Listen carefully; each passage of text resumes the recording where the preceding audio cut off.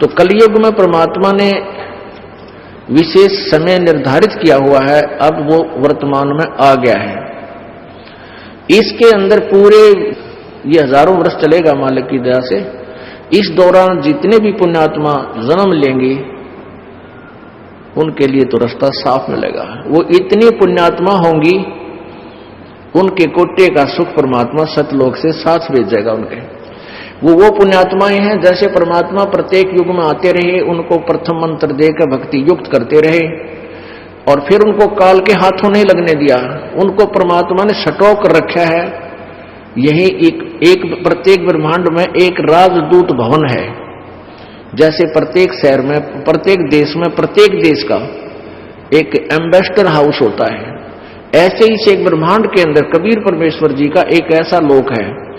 इसके अंदर इस ब्रह्मांड में भी एक लोक है जिससे ये ब्रह्मा विष्णु महेश अपरिचित हैं और काल भी उस ब्रह्मांड के उस छोर में नहीं जा सकता, ये ब्रह्म भी नहीं जा सकता। तो वहां परमात्मा ने सभी पुण्यात्माओं को बीज रूप में रखा हुआ है। और अब जो पुण्यात्मा आप आए हो, आप भी कुछ ऐसी आत्मा हो जो पहले आपको जन्म दे दिया। कुछ ऐसी आत्माएं हैं जैसे परमात्मा कलयुग में आए थे 600 वर्ष पहले, वो उनकी शरण में आए थे और उनको ज्ञान पूरा ना होने से परमात्मा से विमुख हो गए थे। विमुख तो हो गए थे लेकिन वो गुरुद्रोही नहीं बने थे। तो उनमें से आप हो, आपको इतनी भक्ति कराएंगे परमात्मा 120 वर्ष में कि आपको मनुष्य जन्म मिलते हुए आ रहे हैं। और जिनको मनुष्य जन्म मिलता हुआ आ रहा है वो परमात्मा की तलाश में भी कहीं ना कहीं अटकलबाजी ला रहा है, कोई संत ढूंढ रखा है या वैसे अपनी इच्छा से कोई न कोई साधना कर रहा है, क्योंकि वो आत्मा रुक नहीं सकती भगवान की भक्ति बिना, वो पूरा प्रेरणा है उसके अंदर। तो आप जी के ऊपर रहम करके गए परमात्मा 600 वर्ष पहले कि तुम्हें इतनी भक्ति करागे कि तुम मनुष्य जीवन मिलते हुए आ रहे हैं। और जो प्राणी मनुष्य जीवन से आता है वो तुरंत भक्ति पर लग जाता है। आप तो ऐसे हो और आपका जो अब संतान होगी या आपका पोते पोती होंगी, दोता दोती होंगी, वो आवेंगी पूरे पुण्यकर्मी प्राणी, केवल पुण्यकर्मी प्राणी।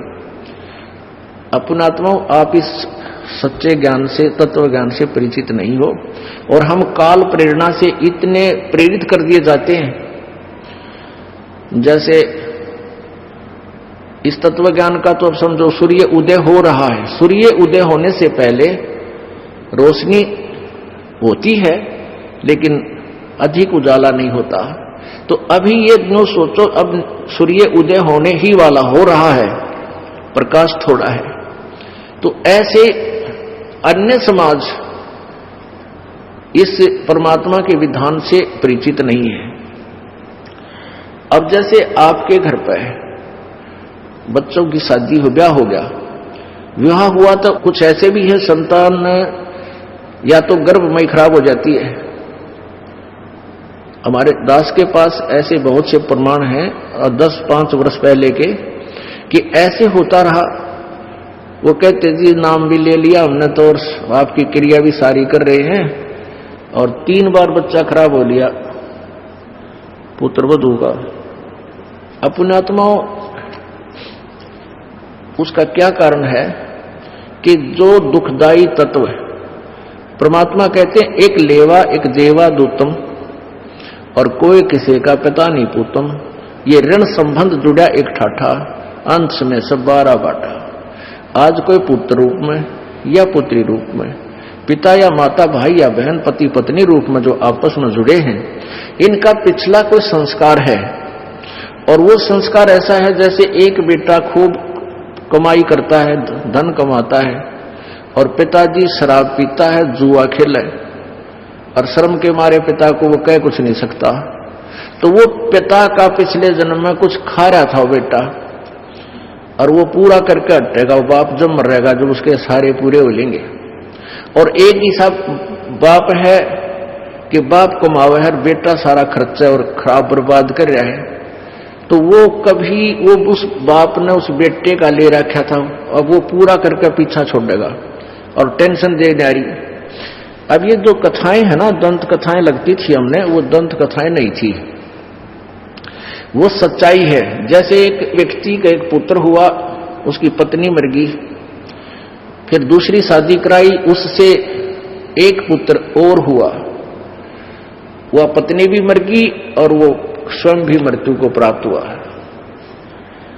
वो दो भाई थे, एक अलग माता का, एक दूसरी माता का, और थे एक ही पिता के। तो बड़े वाले की शादी होगी, ब्याह हो गया, और छोटे वाला बीमार हो गया। छोटे वाला बीमार हो गया तो उसके लिए बहुत पैसे वैसे लगाने चाहे उन्होंने, तो दवाई असर कम कर रही थी। तो उन्होंने फिर, ऐसा ही होता है, दुर्बुद्धि जीव होते हैं, संपत्ति अच्छी थी, पति पत्नी के मन में दोष आ गया कि अब इतना खर्चा किस लिए करें, इसका ऊपर मरण दे इसने। फिर सलाह बन गई कि क्यों ना इसको, ये काफी दिनों से बीमार है, इसको खत्म ही करवा दें। एक डॉक्टर के पास गई, वैद्य के पास, उससे सारी कहानी अपनी योजना से परिचित करवाया। उस वैद्य ने भी देख ली सर्कमस्टांसिस, कोई इसका वाली वारस है नहीं, ये दो ही जने हैं और ये इसको मरवाना चाहता बड़ा भाई। उसने कहा 500 रुपये लूंगा और उसको विष दे दूंगा दवाई के अंदर, ये घंटे भीतर मर जाएगा। राजी हो गए, 500 रुपये दे दिए। वो लड़का दवाई दे दी, मृत्यु को प्राप्त हुआ, विष दे दिया। तो सभी और अड़ोसी पड़ोसियों को पता ही था भी बीमार है, मृत्यु होगी, सवा कर दिया, संस्कार कर दिया। अब कुछ ही दिनों में, 1 साल 1 वर्ष के बाद उनका संतान होगी, पुत्र प्राप्त हुआ। अब सारी संपत्ति के मालिक इकलौता पुत्र, और कोई संतान हुई नहीं।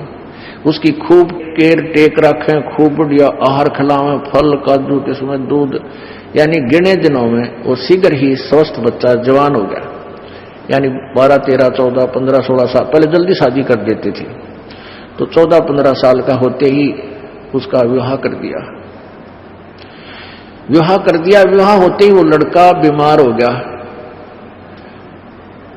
अब पहले तो भाई था और वो भी सौतेली मां का, उसको तो उसने सोचा इसका टंटा कटवा दूं, क्यों पैसे खर्च किए। अब वो पुत्र, वही आत्मा फिर पुत्र बन के आ गया। अब पुत्र प्यारा लग गए, सारे यानी खूब कर्जे ले कभी दवाई करवाई, कोई राहत नहीं मिली। देश विदेश जहां भी जिसने वैद्य, झाड़ा झपटा, जादू टोने, जो भी जो करता था सब करवाई, और लगभग आधी जमीन सेल भी कर दी उसके ट्रीटमेंट पे।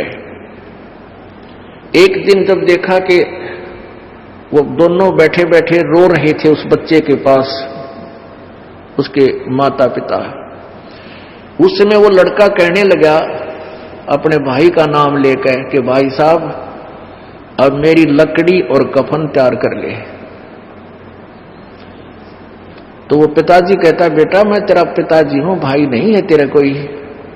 वो लड़का कहता मुझे सब पता है, तू मेरा भाई है और मैं तेरा भाई हूं। जो तूने जहर देकर मारा था, जो विष देकर तूने मारा था, मैं वही हूं, और मेरा और तेरा हिसाब हो लिया।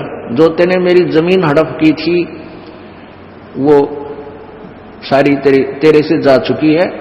अब तेरा और मेरा इतना हिसाब रह रहा है, एक कफन और लकड़ियां का। अब कर ले तैयारी, अब मैं मरूंगा। अब उसका समझ में आ गई वो बड़े भाई का, अब भाई हमने कराया तो जुल्म था तेरे साथ, और जैसा हमने किया आज हमारे साथ ठीक हो गया, इसका आगे कोई संतान होती नहीं। 14 साल हो गए और हमारा तो कुल नाश हो गया और तू मरेगा। ठीक है, हमने जैसा किया वो भोग लिया, पर एक बात बता मेरे भाई, जो लड़की तेरे शादी होकर आई है इसका क्या दोष है? अब सती प्रथा थी उसमें कि पति मर जाता था, लड़की को साथ सवा कर देते, जलाया करते जिंदा। अब यह जिंदा फूकी जाएगी, इसका क्या दोष है? तब उसने बताया कि वो डॉक्टर कहाँ है, वो वैद्य कहाँ है जिसने मुझे जहर दिया था, कि वो तेरी मृत्यु के 2 वर्ष बाद हार्ट अटैक होकर मर गया था, कि यह वही है, ये वो वैद्य है। अब इसको सजा मिलेगी या जिंदगी जलेगी, न्यू कहकर वो शरीर छोड़ी। तो पुण्यात्माओं, एक लेवा एक देवा दूतम, या कोई किसी का पिता नहीं पूतम, ऋण संबंध जुड़ा एक ठाठा, एक दूसरे का उधार आपके उलझी हुई है, ये सब अच्छे लग रहे हैं। मृत्यु के बाद कहते हैं सब 12 बाटा, अपने अपने कर्मानुसार, कोई गधा बने, कोई सूर बने, कोई स्वर्ग जा, कोई नरक जागा, वहां कोई मेल फिर नहीं हो पाएगा। अब हमारे युगों युगों के ये संस्कार आपस में उलझे हुए हैं। अभी उलझे हुए संस्कारों को अब आप आगे परमात्मा के उस हॉस्पिटल में, जहां तुम्हारे जन्म और मृत्यु का रोग कटेगा, जन्म मृत्यु के रोग को काटने के लिए जो भी ट्रीटमेंट डॉक्टर ने करना है वो करेगा ही करेगा। फिर मरीज ने ऑब्जेक्शन नहीं होना चाहिए, या तो फिर प्रवेश नहीं ले उस हॉस्पिटल में, एडमिट ना हुए, एडमिट हो जाते फिर समर्पण कर दे, कुछ भी करे डॉक्टर। अगर डॉक्टर होगा तो आपको रोग मुक्त करके छोड़ेगा।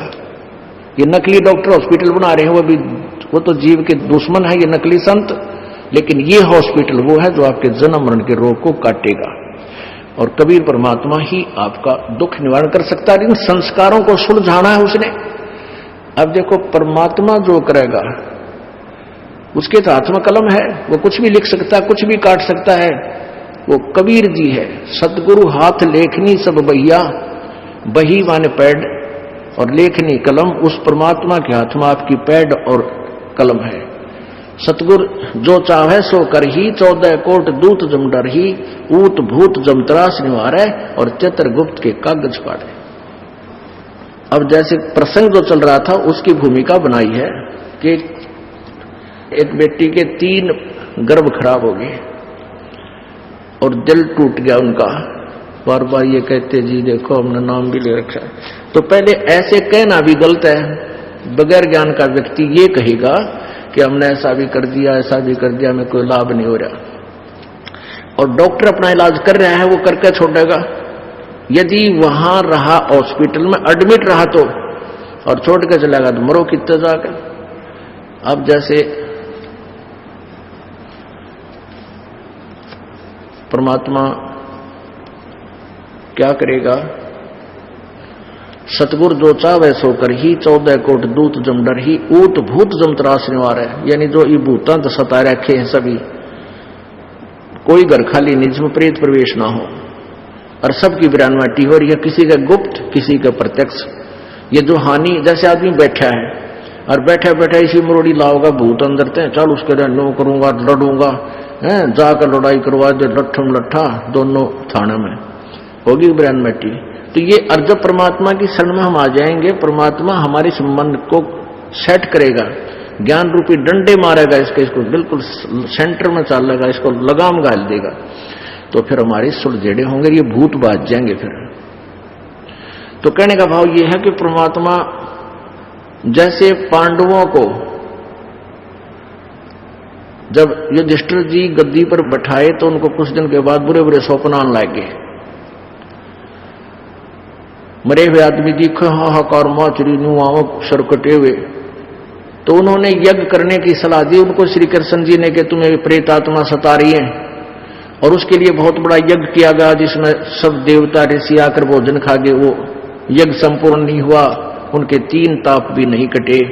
तो कबीर परमेश्वर जी द्वापर युग में आए हुए थे करुणामय नाम से, और स्वयं अपने शिष्य सुदर्शन का रूप धारण करके उनकी यज्ञ में गए, तब उनका शंख बजा, यज्ञ पूर्ण हुई, और वो भूत भी तब उनसे दूर हुए जब परमात्मा ने आकर उनका अन्न ग्रहण किया। कहते तुम कौन राम का जपते जापम, तात कटे ना तीनू तापम। अब हम उस प्रसंग पर आते हैं कि वो ये भी मन में हमारे नहीं आना चाहिए। ये ज्ञानहीन ही ऐसे जो है ना सोचता है कि मैंने इतना दान कर दिया, इतनी जो चढ़ा दी फलान कर दिया। अरे एक टेबलेट से ठीक ना हो तो 2 खावे, जो दर्द है वो हो सकता है 1 महीना भी खानी पड़ जाए लगातार। तो ऐसे ही इस धर्म के जो भी बताया जाता है उसको बढ़ाने से ही आपका समाधान होगा, उसका छोड़ देने से नहीं। अब जैसे इस हॉस्पिटल ने छोड़ जाओगे तो फिर आप कितना दुख पाओ, कोई दिक्कत नहीं। और हॉस्पिटल ना छोड़ियो, यानी यहां से हटियो मत, फिर देखना कुछ दिनों में क्या क्या सुख देगा। परमात्मा कहते हैं द्वार धनी के पड़ा रहे और धके धनी के खावे, और 100 काल झकझोली पर द्वार छोड़ नहीं जावे। यहां से कितना तुमने झटके लग गए, नदी खाए, दो नुकसान हो गया, नहीं, वो नुकसान बहुत भयंकर होना हो और थोड़े में बच रहा है, ये सच कर मान लेना। जैसे सर्दियों में सर्दी ज्यादा हो जाती है और किसी ने कंबल ओढ़ रखा है और फिर भी सर्दी महसूस हो रही है, और वो यूं सोचा है कि देख मैंने कंबल भी ओढ़ लिया, सर्दी फिर भी लग रही है, मैं नहीं रखता है कंबल न फेंक दूं उठा के। ऐसा तो कोई अनाड़ी कर सकता है, समझदार नहीं कर सकता, तो याज्ञा नहीं कर सकता है। तो उसका समाधान कंबल फेंक देना नहीं, आपने कंबल लिया है, कंबल ने जितनी उसकी क्षमता है उतना प्रोटेक्शन दे रखे आपको, और सर्दी ज्यादा है तो कंबल के स्थान पर रजाई ले, यानी उसी को उस तरह का प्रोटेक्शन बढ़ा घटा मत, तब जान बचेगी। तो ऐसे ही कर्म रूपी पाप कर्मों की सर्दी आपकी ज्यादा है, और 1-2 जैसे धर्म कर्म आपको बताए जाते हैं क्रियाएं, इनसे लाभ नहीं होता, तो उसको छोड़ने से नहीं, उसी में वृद्धि करने से बात बढ़ेगी।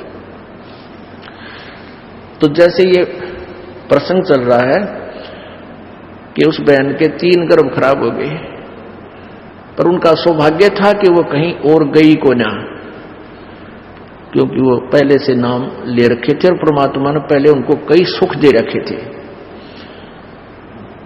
तो फिर उनको समझा बुझा के, क्योंकि पहले इतने थोड़ी संगत थी और बकाने वाले घने हुआ करते, फिर भी उनका सौभाग्य था वो टिके रहे। तो फिर परमात्मा ने उनको पुत्र प्राप्ति हुई, तो फिर वह सेट हो गए, यानी तीसरा जो गर्भ तो था, फिर बच्चा परिफुल्लित हो। कहने का भाव यह है कि वो जो बच्चे थे वो मनमाने कोई से दुखदायी तत्व हो पिछले जन्म के आपके, बड़े होकर को डाक के मारे, को चोरी करे, को बहू न सता दे, आप जड़ के मर जाए सारे जेल में, मैंने इस प्रकार का कोई दुखदायी तत्व था, तो परमात्मा ने उसका पहले ही फैसला आपका कर दिया, क्योंकि आपको परमात्मा ने अपना मान लिया, और अपना के साथ फिर वो किसी तरह ट्रीटमेंट करे, कितना ही उसको किसी तरह रखे, उसको सुख ही देगा, दुख नहीं देगा।